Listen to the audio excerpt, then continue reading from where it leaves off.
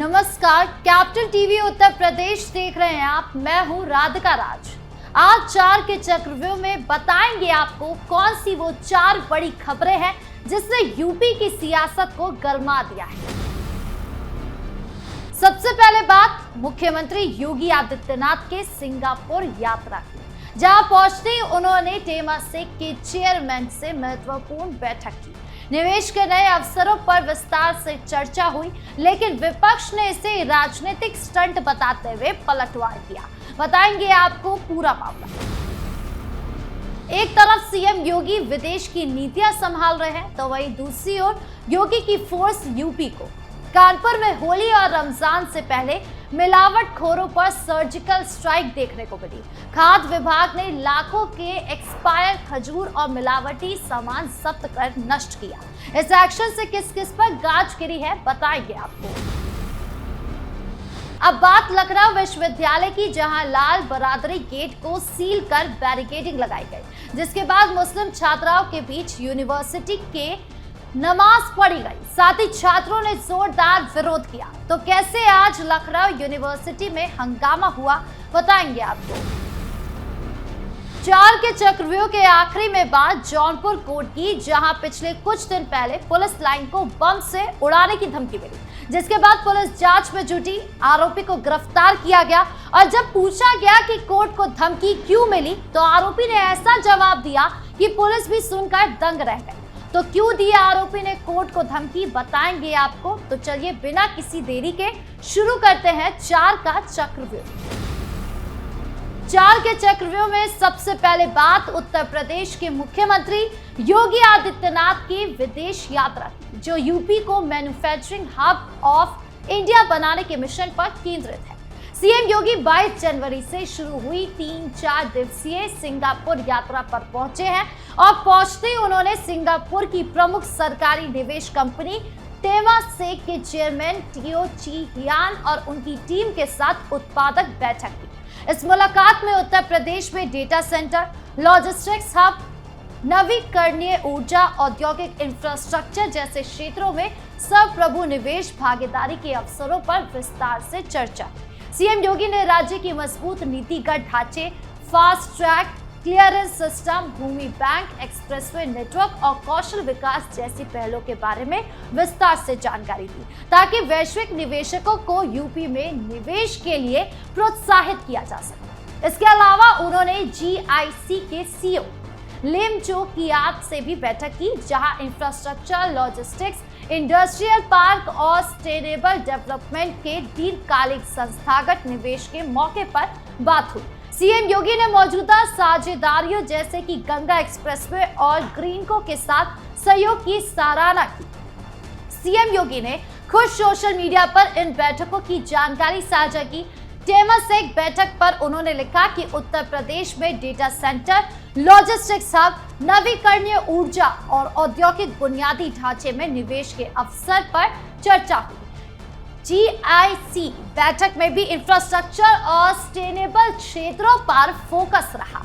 ये यात्रा 22 से 24 फरवरी तक सिंगापुर में है और आगे जापान में भी ऐसी बैठकों का सिलसिला जारी रहेगा, जहां 33 वैश्विक कंपनियों से मुलाकात प्रस्तावित है। लेकिन इस दौरे पर विपक्ष का पलटवार भी तेज है। समाजवादी पार्टी के अध्यक्ष अखिलेश यादव ने तंज कसते हुए कहा कि 100 विधायक लाओ, मुख्यमंत्री बन जा। उन्होंने योगी के विदेश दौरे को राजनीतिक स्टंट करार दिया और कहा कि प्रदेश में विकास के नाम पर सिर्फ विदेश यात्राएं हो रही है, जबकि विपक्ष का कहना है कि ऐसे दौरे से पहले घरेलू मुद्दों पर ध्यान देना चाहिए। हालांकि सरकार का दावा है कि ये निवेश कूटनीति का हिस्सा है, जो यूपी को वैश्विक स्तर पर मजबूत बनाएगा। अब देखना होगा कि इन बैठकों से कितने ठोस निवेश के समझौते होते हैं और यूपी की अर्थव्यवस्था को कितना फायदा मिलता है। बढ़ते दूसरी खबर की ओर, जो कानपुर से आई है, जहां होली और रमजान के त्योहारों से पहले खाद्य सुरक्षा विभाग ने मिलावटखोरों पर बड़ी कार्रवाई की। इसे सर्जिकल स्ट्राइक की तरह बताया जा रहा है। फजलगंज क्षेत्र में एक थोक व्यापारी के गोदाम पर छापेमारी की गई, जहां करीब 50 लाख रुपए मूल्य के 10,000 किलोग्राम एक्सपायर खजूर जब्त किए गए। ये खजूर कई साल पुराने थे और इन पर नए लेबल और स्टिकर लगाकर ताजा दिखाने की कोशिश की जा रही थी ताकि रमजान में बाजार में बेचे जा सके। अधिकारियों का कहना है कि ऐसे एक्सपायर्ड ड्राई फ्रूट्स का सेवन स्वास्थ्य के लिए बेहद खतरनाक हो सकता है। इसके अलावा फजलगंज से 675 किलोग्राम मिलावटी खोया बरामद हुआ, जिसे मौके पर ही नष्ट कर दिया गया। मछलिया नौबस्ता इलाके में 2 लाख रुपए मूल्य की मिलावटी कटी सुपारी भी जब्त कर नष्ट की गई। विभाग ने 9 खाद्य पदार्थों के सैंपल लिए, जो लैब में जांच के लिए भेजेगा।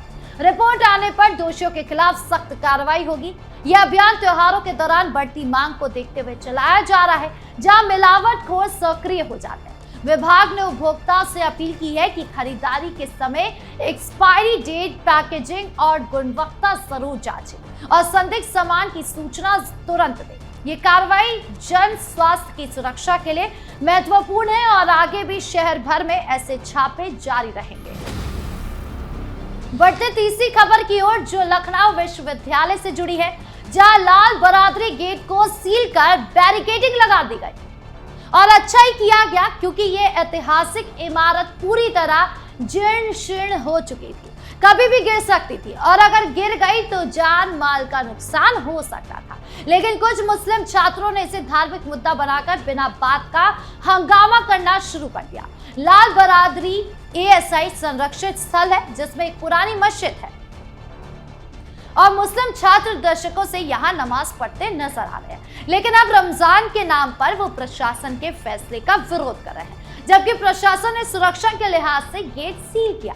निर्माण कार्य शुरू किया गया ताकि इमारत को बचाया जा सके। मुस्लिम छात्रों ने आरोप लगाया कि ये जानबूझकर किया गया है और मरम्मत के लिए फंड मिले हुए हैं, लेकिन काम नहीं हो रहा है। लेकिन सच्चाई ये है कि ऐसे धार्मिक स्थलों का दुरुपयोग हो रहा है, जिससे कैंपस की शांति भंग होती है। विरोध में मुस्लिम छात्रों ने बैरिकेडिंग गिरा दी, निर्माण सामग्री फेंक दी और गेट के बाहर खुले में नमाज पढ़ी, इफ्तार भी किया। एनएसयूआई जैसे छात्र संगठनों ने हंगामा किया और मांग की कि गेट खोल दिया जाए, लेकिन ये सब कैंपस को अशांत करने की साजिश लगती है।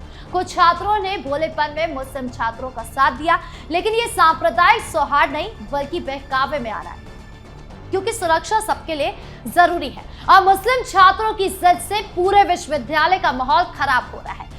पुलिस मौके पर पहुंची और समझा बुझाकर छात्रों को शांत किया, लेकिन प्रदर्शन देर रात तक चला। मामला सियासी रंग ले चुका है। कांग्रेस सांसद इमरान प्रतापगढ़ी ने सोशल मीडिया पर पोस्ट कर मुस्लिम छात्रों का समर्थन किया और प्रशासन की कार्रवाई की निंदा की, जो कि राजनीतिक फायदे के लिए है। यूनिवर्सिटी प्रशासन का कहना है कि एएसआई संरक्षित स्थल होने के कारण बिना अनुमति निर्माण नहीं हो सकता, लेकिन मुस्लिम छात्रों का विरोध जारी है, जो कि अनुशासनहीनता की मिसाल है। अब देखना होगा कि ये विवाद कैसे सुलझता है और क्या प्रशासन मुस्लिम छात्रों की जिद के आगे झुकता है या सुरक्षा को प्राथमिकता देगा। 4 के चक्रव्यूह के आखिरी में बात आजमगढ़ से जुड़ी एक चौंकाने वाली घटना की, जहां जौनपुर कोर्ट और पुलिस लाइन गेट को बम से उड़ाने की धमकी दी गई।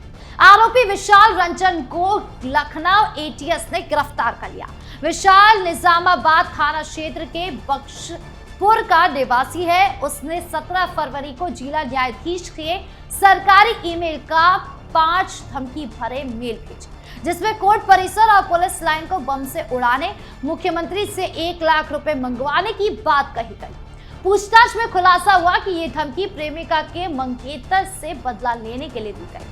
प्रेमिका की शादी जौनपुर के एक व्यक्ति से तय हुई थी, जिससे विशाल नाराज था। पहले उसने फर्जी आईडी से आपत्तिजनक पोस्ट किए, पंचायत हुई, माफी मांगनी पड़ी, फिर बदले में ये धमकी आई। उसने पेड वीपीएन, प्रॉक्सी मेल और अलग अलग वाईफाई का इस्तेमाल कर अपनी पहचान छिपाई। गिरफ्तारी के समय उसके पास 5 mobile, laptop, memory card, 4 SIM और 21,000 रुपए बरामद हुए। उसके पास 50 ईमेल आईडी, 20 फेसबुक आईडी और अश्लील कंटेंट मिला। लैपटॉप में आजमगढ़ रोडवेज को बम धमकी का ड्राफ्ट भी था। एटीएस की जांच जारी है। यह मामला साइबर क्राइम और व्यक्तिगत दुश्मनी का एक गंभीर उदाहरण है। तो 4 के चक्रव्यूह में आज के लिए इतना ही। कैसा लगा वीडियो कमेंट बॉक्स में जरूर बताएं। धन्यवाद।